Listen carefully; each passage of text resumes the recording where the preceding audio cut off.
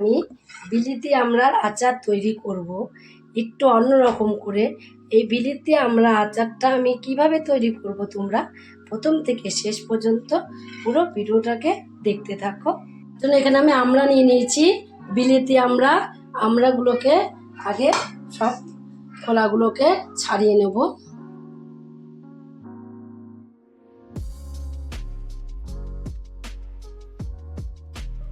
আমড়াগুলো আগেই ধুয়ে নিতে হবে ভালোভাবে, যেন জল না থাকে সেইভাবে আমড়াগুলোকে ধুয়ে নিয়েছি। এবার আমড়াগুলোকে সব ছাড়িয়ে নেব। দেখো সব আমড়াগুলো খোসা আমি একই রকম করে ছাড়িয়ে নিয়েছি।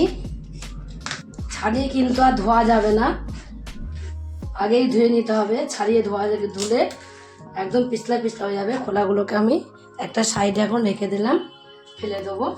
এখান থেকে একটা আমড়া নিয়ে তোমাদের দেখি, এটা কেমন করে করে তুলে নিতে হবে।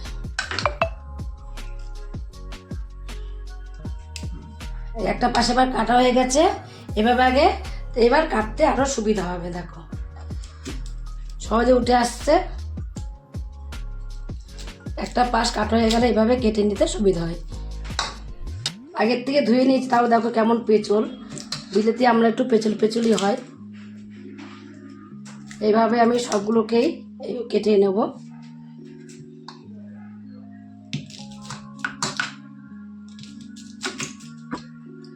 সব আমড়াগুলোকেই দেখো কেটে নিয়েছি। কেটে একটা বোলের মধ্যে আমি তুলে নিয়েছি। আমরা আটিগুলো দেখো, এই আমড়ার আটির থেকে আমি নেব কিছু কিছু নেবো। দেখো এটা যেমন একদম কচি একটু নেব। আর এই এগুলো কিন্তু খেতে বেশি ভালো লাগে, তার জন্য সবগুলো নেব না, একটু যেগুলো কচি কচি সেগুলো নেব। দেখো এগুলো ভালোই শক্ত, ভেতরটা নেব না, শক্ত শক্তগুলো বাদ দিয়ে দেবো। খুব যেগুলো শক্ত সেগুলো বাদ দিয়ে দেবো, আর যেগুলো একটু কচি কচি আছে একদম সেগুলোকে নিয়ে নেব। আটি আটি থাকলেও দেখবে খেতে কিন্তু ভালো লাগে, তার জন্য কিছুটা আটি আমি ফেলে দিচ্ছি, আর কিছুটা আটি এর মধ্যে আমি নিয়ে নিয়েছি। এবার এর মধ্যে আমি মেজারিং কাপের 1 কাপ দেখো চিনি দিয়ে দেবো। এখানে আমি 250 গ্রাম চিনি নিয়ে নিয়েছি। 250 গ্রাম পুরো চিনিটা এর মধ্যে দিয়ে দিয়েছি। দিয়ে চিনিটাকে একটু এভাবে মাখাবো। মাকে আমি 1 ঘন্টা রেস্টে রেখে দেবো। যত সময় এই চিনিটা গলে একদম জল না হচ্ছে তত সময় এইভাবে চিনিটাকে মাখিয়ে ঢাকা দিয়ে রেখে দেবো। ওইদিকে আমড়াগুলোকে আমি রেস্টে রেখে দিয়েছি চিনি মাখিয়ে রেস্টে রেখে। দেখো গ্যাসে একটা ফ্রাই প্যান বসিয়ে দিয়েছি, একটা মশলা তৈরি করে নেবো, তার জন্য ফ্রাই প্যানটাকে বসিয়ে দিয়েছি। ফ্রাই প্যানটা গরম হয়ে গেছে। এবার আমি কটা দেখো এখানে পাঁচফোড়ন নিয়ে নিয়েছি, পাঁচফোড়ন দিয়ে দেবো। একটা তেজপাতাকে দেখো ছোটো ছোটো টুকরো করে নিয়েছি, তাহলে ভাজাটা ভালো হবে, তার জন্য তেজপাতাটাকেও দিয়ে দিয়েছি। আর একটা শুকনো লঙ্কা নিয়েছি, লঙ্কাটাকে মধ্যে দিয়ে ছিঁড়ে নিয়েছি। দেবো কটা গোটা ধনে, তার সাথে দিয়ে দেবো দেখো কটা গোটা জিরে। এবার এগুলো আমি একটু ভেজে নেব। এবার মশলাগুলোকে সব এক জায়গা করে এরকম করে ভেজে নেব। এবার ভাজতে ভাজতে একটা খুব সুন্দর একটা গন্ধ বেরোবে, তাহলেই জানবে যে ভেজে নেওয়া হয়ে গেছে। আর এইভাবে কন্টিনিউ নাড়তেই থাকতে হবে, না নাড়লে কিন্তু কোনোটা পুড়ে যাবে, কোনোটা ভাজা হবে না। তার জন্য দেখো আওয়াজ হচ্ছে ফটফট করে। ওই ভেজে নেওয়া কমপ্লিট হয়ে গেছে, তার জন্য কিন্তু আওয়াজটা হচ্ছে। এবার আমি নামিয়ে একটু ঠান্ডা করে নেবো। ঠান্ডা করে একটা পেস্ট করে নেবো, কিন্তু একদম করব না। এই মশলাটাকে একটু যেন দানা দানা থাকে সেইভাবে মশলাটাকে পেস্ট করতে হবে। মশলাটা রেডি করছিলাম, এদিকে দেখো এখন কিন্তু এটা তুলে দেখবো কেমন হয়েছে। ঢাকনাটা আমি এত সময় তুলিনি, দেখো কেমন জল বেরিয়ে গেছে, চিনিটা মেল্ট হয়ে। আমি কিন্তু এর মধ্যে 1 ফোঁটা জল দিইনি, তোমরা কিন্তু দেখলেই যে আমি এর মধ্যে 1 ফোঁটা জল দিইনি। সব আমড়াগুলোকে দিয়ে দেখো এখন একটু ফোটা শুরু হয়ে গেছে, কতটা জল বেরিয়েছে দেখো। মনে হচ্ছে, দেখলে মনে হচ্ছে আমি জল দিয়েছি, কিন্তু 1টা ফোঁটা জলের মধ্যে আমি দিইনি। এবার এর মধ্যে দিয়ে দেবো দেখো স্বাদ মতো লবণ, আর দেবো তোমার অল্প করে একটুখানি হলুদের গুঁড়ো। আর আমি লঙ্কাটা শুকনো লঙ্কাটা একটা দিয়েছি, তার জন্য একটু অল্প একটু লঙ্কার গুঁড়ো এর মধ্যে দিয়ে দেবো। দিয়ে সব কিছু মিশিয়ে ভালোভাবে একইভাবে এভাবে ফুটিয়ে নিতে হবে। এবার ফোটাতে ফোটাতে দেখবে একটু শুকনো হয়ে যাবে, এই জল জল ভাবটা কিন্তু একদমই থাকবে না, পুরো শুকিয়ে যাবে। আর সব কিছু দিয়ে একটু ভালোভাবে মিশিয়ে নেব। ফুটতে শুরু হয়ে গেছে। অল্প একটু লঙ্কার গুঁড়ো দিয়েছি, যেহেতু লঙ্কাটা অল্প করে দিয়েছি, একটা লঙ্কা দিয়েছিলাম শুকনো লঙ্কা। তোমরা যদি শুকনো লঙ্কাটা একটু বেশি দাও তাহলে লঙ্কার গুঁড়োটা না দিলেও চলে যাবে। আস্তে আস্তে দেখো কত সুন্দর একটা কালার চলে এসেছে।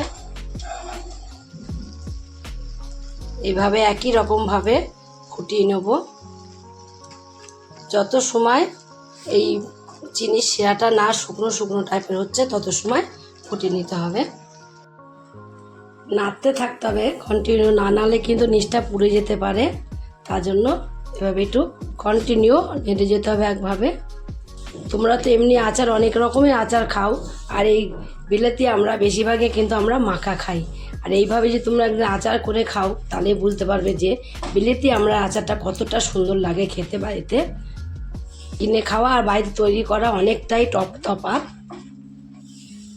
বাড়িতে দেখো অল্প একটু 500 আমরা কিনে নিয়ে এসে তোমরা যার যেরকম লাগবে, অল্প হোক আর বেশি হোক, যা যেটুকু লাগবে। আমি এখানে 500 আমরা নিয়েছিলাম, তার জন্য এখানে আমি 250 চিনি দিয়েছি।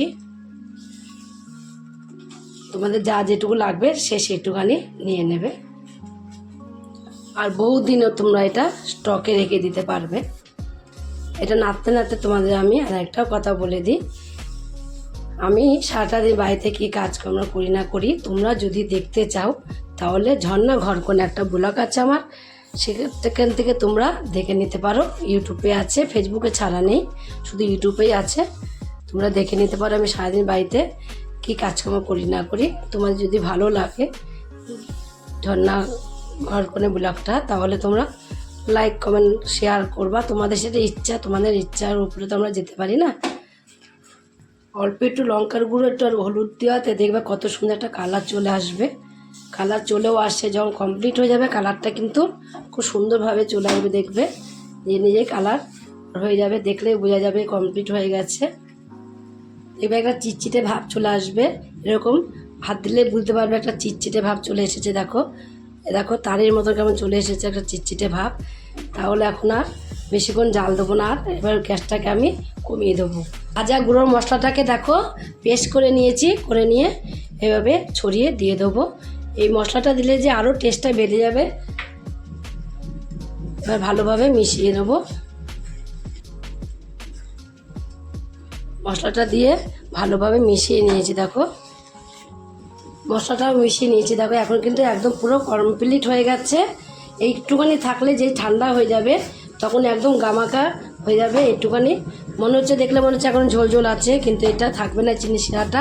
চিনির শিরাটা একদমই এর সাথে মিশে যাবে, আর খেতেও যে এত সুন্দর হবে দেখবে। এবার আমি গ্যাসটাকে অফ করে দেবো। গ্যাসটাকে অফ করে একটুখানি কিছু সময় ঠান্ডা করে নেবো। ঠান্ডা করে নিয়ে তারপরে তোমাদের আমি দেখাচ্ছি। দেখো পুরো আচারটা এখন কমপ্লিট হয়ে ঠান্ডা তো হয়েই গেছে। ঠান্ডা করে আমি নামিয়ে নিচ্ছি। এত সুন্দর হয়েছে দেখতে, খেতে কতটা না সুন্দর হবে। তোমরাও ঠিক এইভাবে বাড়িতে একদিন তৈরি করে খেয়ে দেখো। যদি তোমাদের কাছে তৈরি করে খেয়ে রেসিপিটা ভালো লাগে বিলেতি আমরা আচার, তাহলে তোমরা যদি ফেসবুক থেকে দেখো ফেসবুকের পেজটি ফলো করে দেবে, ইউটিউব থেকে দেখো ইউটিউবের চ্যানেলটি সাবস্ক্রাইব করে দেবে, পাশে থাকা বেল আইকনটিটা প্রেস করতে ভুলবে না। তাহলে নতুন নতুন রেসিপিগুলো তোমাদের কাছে তাড়াতাড়ি পৌঁছে যাবে। আমার চ্যানেলগুলো বন্ধুই থাকো, সাবস্ক্রাইব করনি তাহলে সাবস্ক্রাইবটা করে দেবে, সবার আগে তোমাদের কাছে নোটিফিকেশন ঢুকে যাবে। ছোট্ট করে লাইক করো, কমেন্ট করো, অনেক অনেক শেয়ার করো। নমস্কার বন্ধুরা, দেখা হবে আবার পরের রেসিপি।